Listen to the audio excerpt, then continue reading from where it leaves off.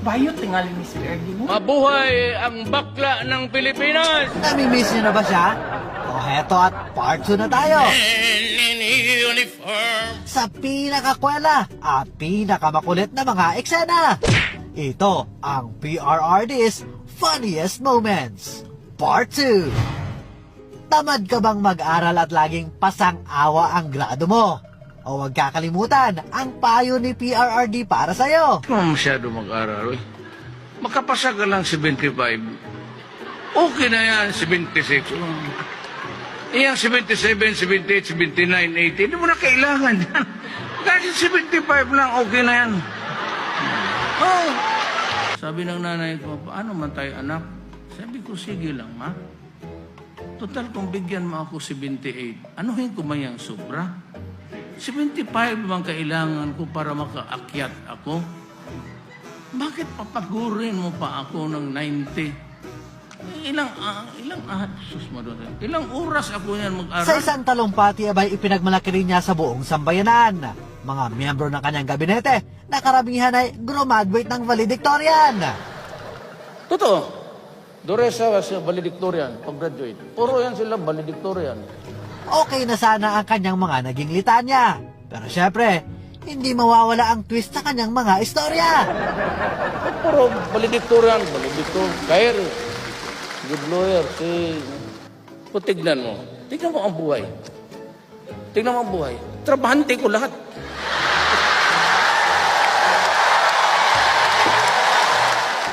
Hindi kayo makatulog. Sa 6 na taon ng kanyang panunungkulan, abay makailang beses din siyang dinalaw ng mga bisitang hindi inaasahan. Simulan natin sa bisita number 1.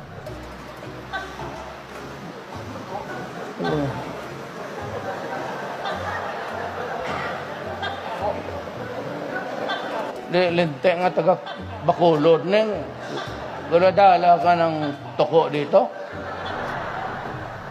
Eto namang bisita number 2, nagpainit na sa kanyang ulo. I don't mind. Tang mo galit sinainit ng ulo. Pagdating ng bisita number 3, napagbintangan pa ang Liberal Party.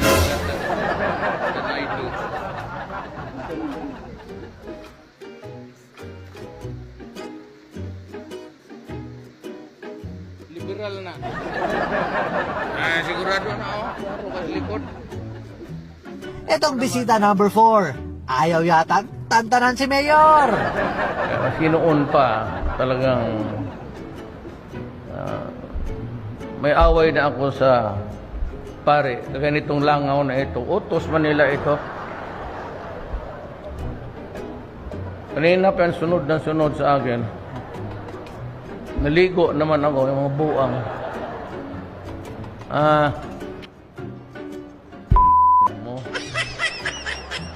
Kung kakulitan lang talaga ng Pangulo ang pag-uusapan, abay pati profile picture sa Facebook, kanyang napagdiskitahan. Oo, di ba? Sa lahat na yata ng Pangulo sa iba't ibang panig ng mundo, si Duterte lang ang kayang mag-profile picture ng ganito. Kilala natin ang Pangulo sa diretsahang sagot sa mga batiko sa kanya. Kaya nang tinanong ni Mike Enriquez kung dapat bang tularan ang pagkakaroon niya ng mga nobya. Hagalpak sa tawa ang audience sa walang prenong naging sagot niya. Mayor, sabi niyo may mga girlfriend kayo. Dapat Totoo. bang tularan yan ng mga kabataan? Well, kung hiwalay ka sa asawa, doon gawin mo sarili mo. Anong gawin ko itong karga-karga ko? Hindi ko naman ipagbili ito. Hindi mo masangla eh. Alam natin na itong si PRRD ay medyo may edad na. Kaya sa interview ito ng GMA7, nakalimutan na yata kung ilan ang anak niya. Paborito niyong anak? Silang tatlo. Apat. Ano? Tekso. Sino ang paborito niyong anak? Biglaan. Apat. Ako, siguraduhin mong hindi si VP Inday Sara ang nakalimutan mo. Baka malagdagan yung blind item na tungkol sa'yo. Pinakagwapo ng mga PSG.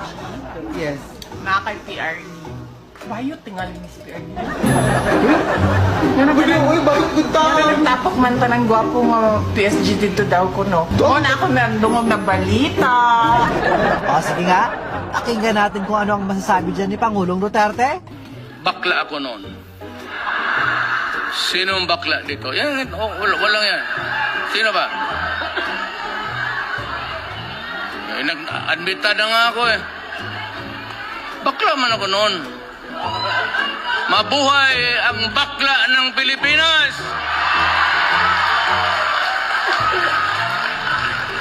Isa na nga siguro ang mga story time ni PRRD sa mamimiss ng marami.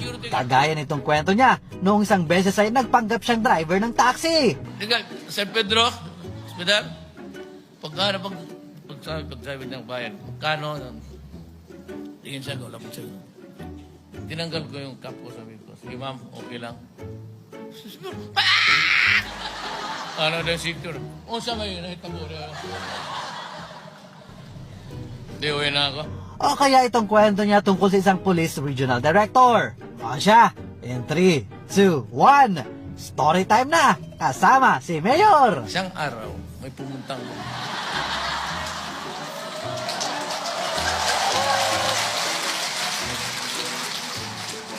alam nito nila, isang araw, umabot yan sa inyo, may babaeng dumating, stewardess ng Katay.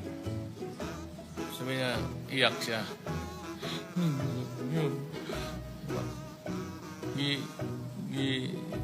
Iiwanan ako, gipabuntisan ako, tapos iniwan. Sumama ng isang pulis sa Region 12. Alam niyo to? Alam niyo. Tapos sabi ko, Ardi,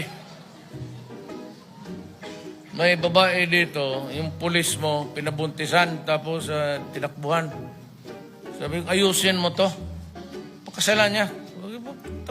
Tardado yung pulis. Pagkasalan niya. Siguro may kumpiyansang buwang kay Guapa. Tapos, bro. Kaya, papuntay mo lang dito. Papuntay naman dito, Mayor. Sige ha. Ito yung pangalan. Atong sa RD, sa regional nila. Sumbong ka daw. Ayusin. Nakalimutan ko na yun. Pasyal ako ng asawa ko. Pagdating namin dyan sa coffee, famous coffee sa kanto, palabas ng gate. Palabas kami, Mayor! Naka-shorts. Naka-shorts. Tapos sabi ko, sino kung gagang ko? Hindi na pong asawa. Sabi niya na, yun yung, kumusta? Okay ako Mayor. Nagpakasal na kami. Sino yung pulis? Nandyan? Hindi. Iba sino?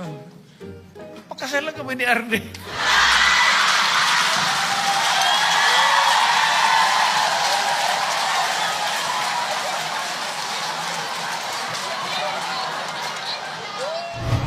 Nitong mga huling taon ng termino ni Pangulong Rodrigo Duterte, makulit pa rin naman pero dahil sa edad, mukhang hindi na kinakaya ng katawan ng ating presidente.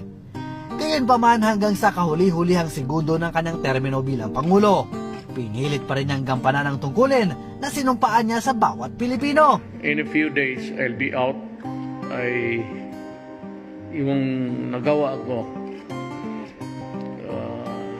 para sa akin yun na yun. The best that my efforts can really achieve. Kung kulang pa yun, pasensya na po. Yun, hindi ko na talaga kaya.